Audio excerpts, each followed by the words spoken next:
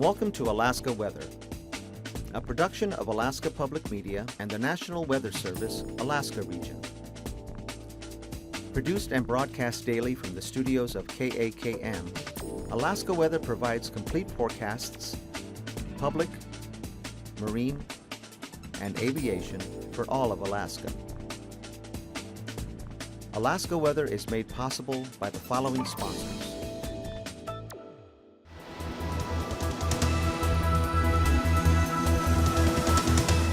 The National Weather Service. Good evening, everyone, and thanks for joining us here this Saturday evening for another edition of Alaska Weather. I'm Dave Percy.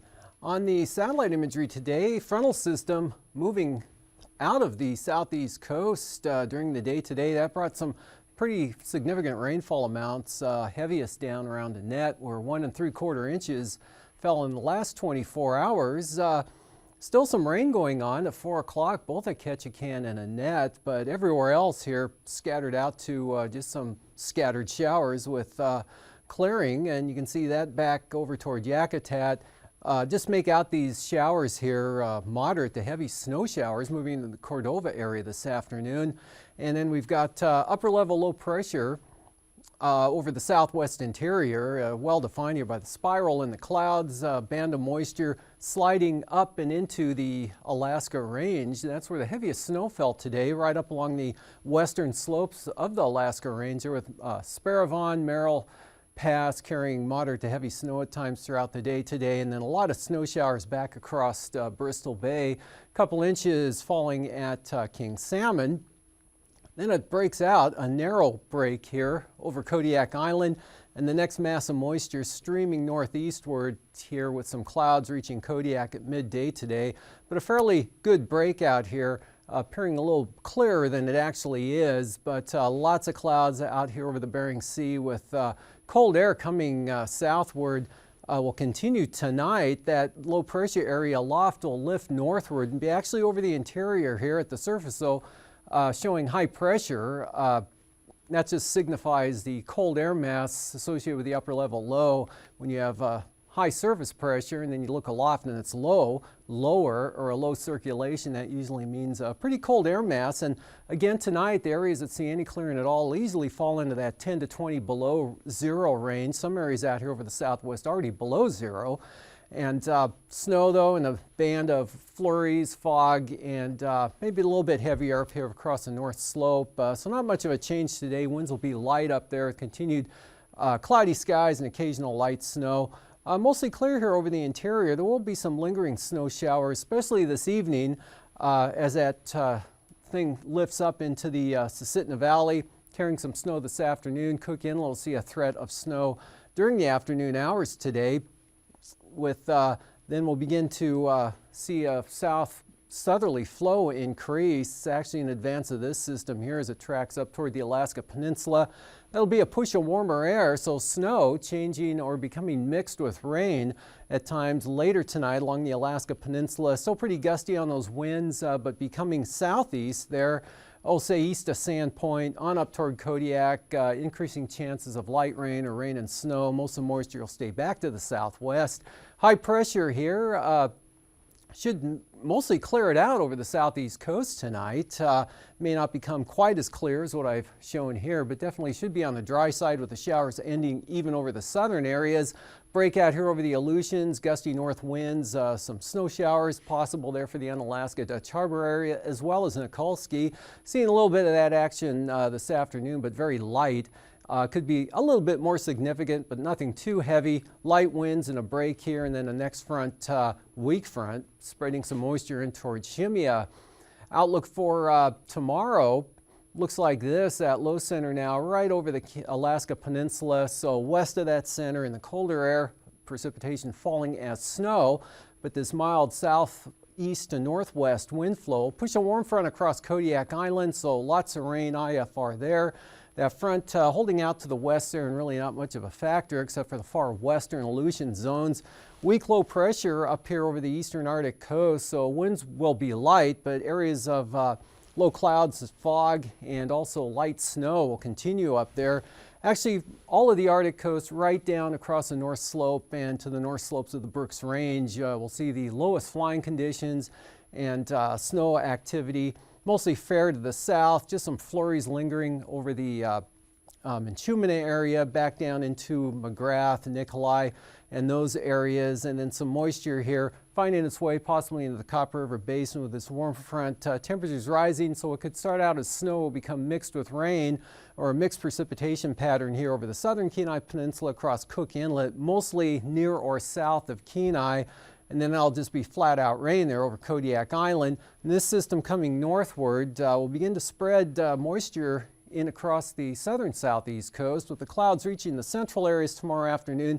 Chance of rain in the south, especially for Heidelberg and the Craig-Klawak areas. Look for some snow. Gusty winds could be areas of blowing and drifting snow here across the Yukon Delta, out to Nunivak Island there. Gusty north winds, occasional snow, IFR for the Pribilofs, right down to the eastern Aleutians. Still a break here over the over the central Aleutians. And then the outlook for Monday, this low will kind of pivot into the southeast Bering Sea here, crossing the Alaska Peninsula as another system swings around and develops along the frontal boundary into about this position south of Kodiak Island. And this low will track and pull to the northwest here, so look for gale force winds. Could possibly see winds as high as 50 miles an hour along the central and south coast of the Panhandle in a narrow band ahead of this front. And definitely rain. Looks pretty wet over all of the southeast coast, and all areas look to be, or that precipitation looks to be in the form of rain, except for possibly the far end of Lynn Canal up towards maybe the Klondike Highway could see some mixed rain and snow, starting out as snow, but dry here over Prince William Sound. Most of the moisture will stay along the coast, and to the south could see some snow into Seward. More likely though, Iliamna, and mixed precipitation there, Bristol Bay. Periods of snow out here along the west coast, right up into the southern coast of the Seward Peninsula. Inland areas looking pretty good. Some higher elevations, a little breezy across the Alaska Range, but mostly clear skies, even up to the North Slope. Maybe some flurries on the east side of the coast up there, but very nice conditions even across the northwest part of the state. Snow showers out over the Bering Sea, some of which may work down into the eastern Aleutians again, but west in Nikolsky looking pretty good here. This next system beginning to bear down on the area late Monday and Monday night. For the temperatures this afternoon across the Panhandle, we've had 44 degrees there at Annette. That was a warm spot in the state, as was Sitka. 38 up at Juneau with a 31 in Yakutat. Cordova seen some moderate snow showers today, 29 degrees, 28 at Valdez, and 29 with some light snow falling there at Seward. A milder 37 degrees at Homer, 33 Kodiak, 19 up here at Gulkana. Wind south 10 to 20 miles an hour along the Copper River there. 31 in snow in Kenai, 26 up at Palmer, 20 degrees at Talkeetna with snow, 0 Northway, Fort Delta Junction, Fairbanks, -2, 18 in snow at Eagle here, and that band of snow back something like that. Arctic Village at 0, same thing at Nuix at 0, actually that's Dead Horse, and they had some light snow. Barter Island, light snow in 6, 5 at Barrow. Pretty uniform temperatures up here with Brooks Range out to the Arctic coast, and just a slightly higher here over the northwest part of the state, except for Selawik. They were right at 0. 7 degrees common at Ambler and Galena, 11 degrees. 10 degrees at Unalakleet, and 17 at Nome with some light snow. Also snow in 16 at Teller and Tin City. 23 gusty winds up to 35 miles an hour there across St. Lawrence Island. Below 0 here over both the Yukon and Kuskokwim Delta areas this afternoon at 4 o'clock, but a much milder 21 degrees with a southwest breeze there at Macoriac. Gusty north winds near or below freezing over the Pribilofs, mid-30s out over the Aleutians. Lows tonight, 20s and 30s here over the southeast coast, 20s to lower 30s along the North Gulf Coast, mid-30s Kodiak Island, about the same for the Alaska Peninsula. And below 0 here for much of the interior, but not all that far below 0, but some areas could drop down into the mid-20s. For the highs tomorrow, you can definitely see warmer here over the southern areas and then staying near or below zero to areas to the north. Mid-20s to lower 40s over the southeast coast and mid-40s for the warmest areas. Looks like right along the Alaska Range here, otherwise upper 30s, near freezing for the Pribilofs. Flying weather. A lot of VFR here, as you can see through the interior, but from the Brooks Range out to the Arctic coast, look for IFR conditions. Maybe some leftover marginal VFR here along the central and eastern Alaska Range, then a break, and then this moisture working its way northward with the IFR, possibly reaching the coast sometime tomorrow afternoon, back down across Kodiak Island and the peninsula, a little more extensive over the southeast Bering Sea. For Anaktuvuk, VFR gradually becoming marginal probably by midday or into the afternoon. Attiganos staying VFR. Lake Clark, possibility of seeing some marginal VFR in the eastern entrance. Otherwise, for both passes, generally VFR, especially for Merrill and Rainy. Looking really good tomorrow. Windy, occasionally marginal, and that means otherwise VFR. Same thing for Isabel. Mentasta, optimistically, should be VFR from start to finish tomorrow, as well as Tanita. Portage, look for a deterioration in conditions as that south-southeast wind flow begins to lower ceilings of visibility, especially on the eastern entrance. For Chilkoot and White, VFR. Freezing levels tomorrow morning, 2,000 feet to maybe 4,000 feet over Dixon entrance. Otherwise, 2,000 feet right along the coast. A little bit of a nudge northward of some warmer air here with that south flow spreading up to the Alaska Peninsula areas and then back down to the bottom here over the Aleutians. Icing threats, light to isolated moderate rime possible here from the eastern Aleutians and a swath cutting northeast here. That would be the likely areas, if any occurs at all. It'd be in these shaded zones, a lot less of a chance up here to the north, a little bit better out to the west over the Aleutians.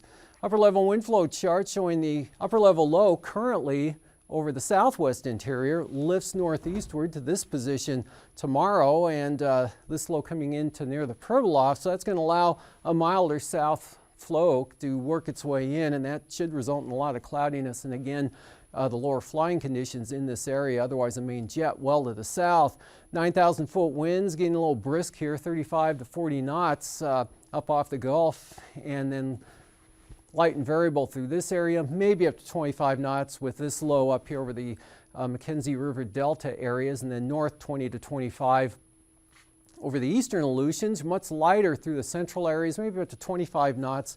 Nothing too bad there with that next storm affecting the western Aleutians. Strongest winds are 35 knots out of the southeast coming up mostly southwest of Kodiak Island, the Alaska Peninsula, swinging around back to the north across the eastern Aleutians, northerlies, but only at about 20 knots up to the Bering Strait. Easterly winds, not too bad here over the southeast coast, 25 though down Dixon Entrance and the Queen Charlotte's, and right around 20 knots or less here for the North Gulf Coast. Otherwise, the interior looking pretty light to light southerlies here over the eastern sections. Turbulence, occasional moderate chop. Kodiak Island, up across the Aleutian Range to Kuskokwim Bay, possibly reaching Nunivak Island, and then mechanical turbulence affecting the eastern Aleutians and also off the southeast coast. And after the break, I'll be back with a look at the marine forecasts.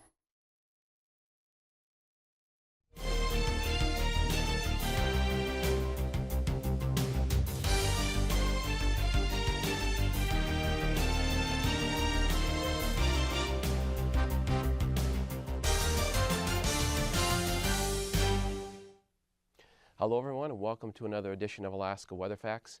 I'm Jim Peranto.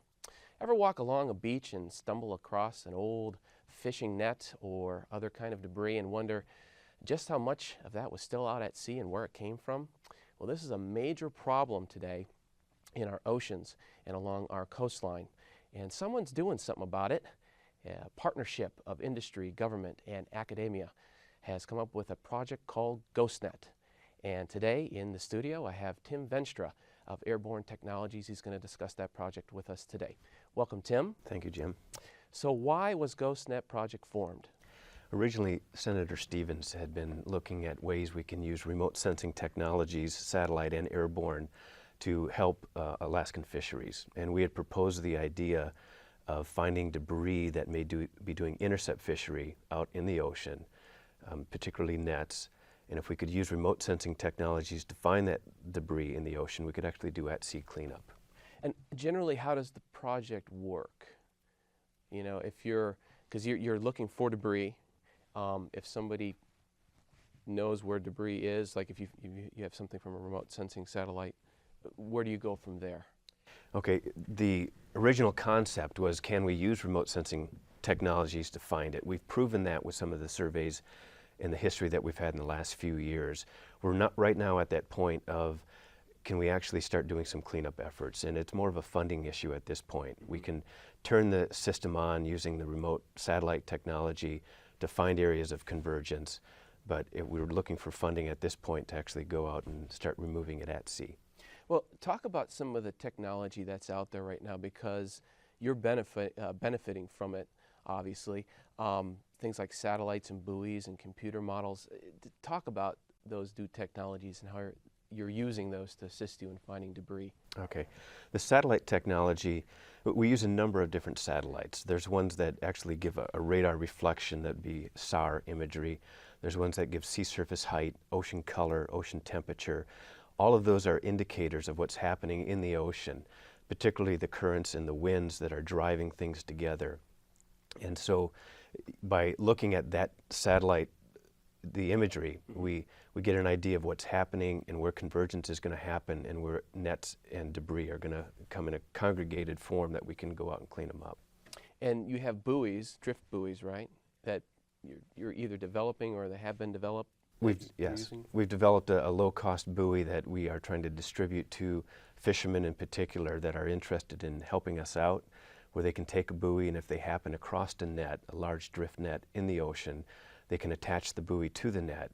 We get email messages twice a day from that buoy giving its present location, and eventually we'd be able to go out and recover that buoy and the net while it's in the ocean there. Just about, like, how much debris are we talking about out there in the ocean? Give us an idea, because I don't think people really understand how much is out there. It's a question that it's a hard one to answer. I mean, there's hundreds and hundreds, thousands of metric tons of debris out there. There's a small cleanup effort going out in the Pribilof Islands, and you can see images on our website of what they've cleaned up. There's another cleanup effort that's been happening annually out in the Hawaiian Islands, where they've pulled off 100, 120 metric tons a year. But that's just on one small atoll out there, and that's just the tip of the iceberg. And you were talking about this during a presentation that I saw you give about stumbling across these debris convergent zones and how awe-inspiring they were to see how much debris had congregated, where you could literally, walk across these debris fields. I mean, what do you think of all that? I mean, it wasn't quite walking across the debris fields, but last spring we had taken the technology and put it all together for one flight in late March, and we ended up looking at a convergence zone that's about 400 or 500 miles north of the Hawaiian Islands.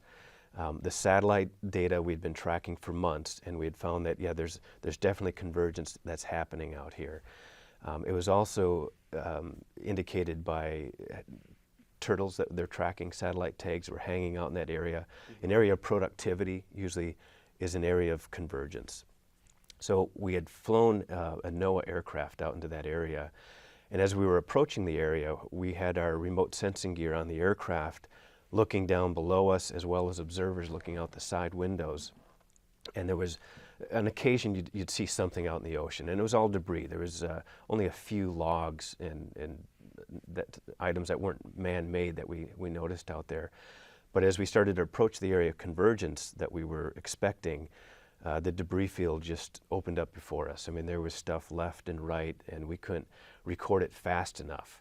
And then, as expected, we would fly right out of that area, just like the satellites had indicated. So what about convergence zones up here in Alaska? Have you defined any particular spots that may be of interest in this project? Well, the Gulf Current is going to be an area of convergence, and a lot of times along a shelf break you also have areas of convergence as the current moves through.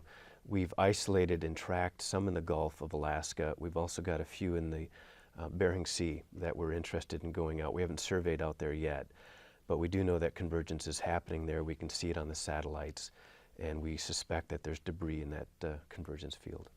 So who are your partners in this project? We've partnered with NOAA extensively. There's 3 NOAA groups that are involved. One would be the National Marine Fisheries Service out of Hawaii, and the other would be a remote sensing group out of Boulder, Colorado, and the third is a satellite group out of Maryland. Okay. And then you also have, I believe, some universities involved with this too? With the original part of the program, we had started with the University of Alaska Fairbanks, Okay. and we are continuing to use the SAR imagery facility up there for their images. Right. The most important question of the day, how can people get involved in this project? There's 2 ways you can get involved. If you're a fisherman and you are interested in maybe taking one of our buoys, please give us a call. We will outfit you with a buoy that you can carry on board, and if you see debris and attach it, we have a reward. It's just a hat, but we'd love you to be part of the GhostNet team. Mm-hmm. If you are out in the ocean or along the beaches and you see debris and have a report of a net, again, give us a call. We will log it, record it, and it'll be on our website. And again, we have a hat we'd love to give you. Well, that's great. If you can get a hat, you know, that's what more incentive do you need, right? We need to have it verified, though. So. Well, thank you for coming in today, Tim, and talking about this important project. Good luck to you in your future endeavors. It's been my pleasure. And if you want to get more information about the GhostNet project, you can go to their website. There's a lot of information there. They have downloads, different kinds of pictures and latest news on the GhostNet project. You can also give them a toll-free call at 1-866-DRIFTNET. Thank you for joining us here on Alaska Weather Facts. Until next time. Welcome back. Well, winds will be highest down along the central and south coast from the northeast. Southeast at about 20 over the southern inside waters, becoming northeast and then north, roughly about 15 knots for the remainder of the area. And then on Monday, with that front approaching the coast, looks like gale force winds will develop and are possible along the entire stretch of the coastline, a little more easterly up in this area.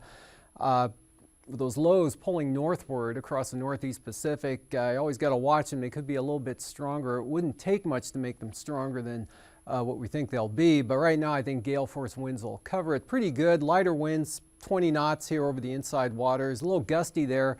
Lynn Canal out of the north, at least to start with. And for the Kodiak Island area tomorrow, 20 to 25 knots here from the southeast to east, northeast, southern Cook Inlet and the Barrens. South, pretty light winds here for the North Gulf Coast and light winds Prince William Sound as well as most of Cook Inlet. And then on Monday, northeast winds, again, low pressure coming into this area, so northeast only at about 25. That'll be the strongest winds here, small craft advisories. A little gusty in Prince William Sound also. Lighter winds, pretty light winds for Cook Inlet. Just barely a breeze here from the Forelands up into Turnagain Arm and Knik Arms, and then about 15 to maybe 20 knots through Shelikof Strait.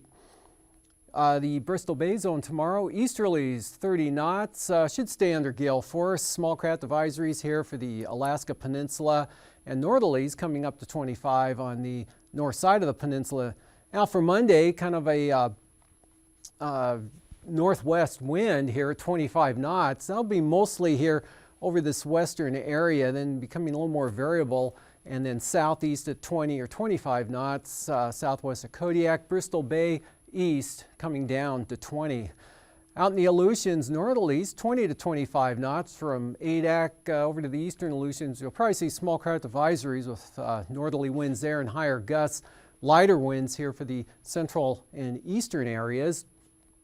And then those will become northeast at about 20 out here for the far western marine zone. And then lighter winds around Adak and Atka, but there'll be a band here of 25 knot northeasterlies. And then Fox Islands, small craft advisories here northeast or northwest, 25 to 30 knots. Taking a look at the Bering Sea, the southwest coast, 20 to 25 knot winds here with the strongest winds south of Nunivak Island, northerlies at about 20 for the Pribilofs, extending right up across the St. Matthew Marine Zone as well as St. Lawrence Island. And looking ahead to Monday, not much change. Brisk wind advisories, northerlies at 25, St. Lawrence and St. Matthew Islands, and then those winds becoming northwest and increasing to 25 knots once again for the Pribilof Islands. East 25 knots there from Cape Newenham up to Nunivak Island, and then in this part of the zone northeast at about 20. For the Arctic coast, light east winds tomorrow, maybe up to 15 by the time you get over to the central coast here. Northeast, the rest of the area is at about 20 knots. Monday, no change here from Wales all the way up to probably Point Ley, then turning a little more easterly and lighter, just 10 to 15 knots, and then kind of just light and variable along the east side. But for this far eastern area, look for northwest, possibly as high as 15 knots. Otherwise, nothing too heavy at all. For tonight, again, this low coming northward as the upper level low pulls northeast, could get a shot of snow coming across the Cook Inlet area this evening, already going on up in the Susitna Valley, and then this moisture will begin to work up from the southeast. And so chances of snow pretty good here across the Kenai Peninsula and along the coast. Rain or rain and snow mix for Kodiak Island. Could start out as snow. Drying conditions continue over the Panhandle. Watching the next system bring a chance of rain up into that area tomorrow afternoon. Rain for Kodiak, a mixed precipitation pattern developing over the Kenai Peninsula into Bristol Bay. Could see some gusty winds, snow and blowing snow over the coastal areas of the Yukon and Kuskokwim Delta areas. But not too bad over the interior, just some variable clouds in areas of light snow or flurries, especially up here over the north slope. And then that low will track up into the Gulf of Alaska on Monday, and the front swing some wind and rain into the Panhandle. Well, that's a look at the weather. Thanks for joining us. These forecasts are to be used for planning purposes only. Call 1-800-WX-BRIEF for a formal pre-flight briefing. Always file a flight plan before you go flying. The U.S. Coast Guard Auxiliary urges you to leave a float plan with a friend or the harbor master before you go boating. Alaska Weather is made possible by the following sponsors.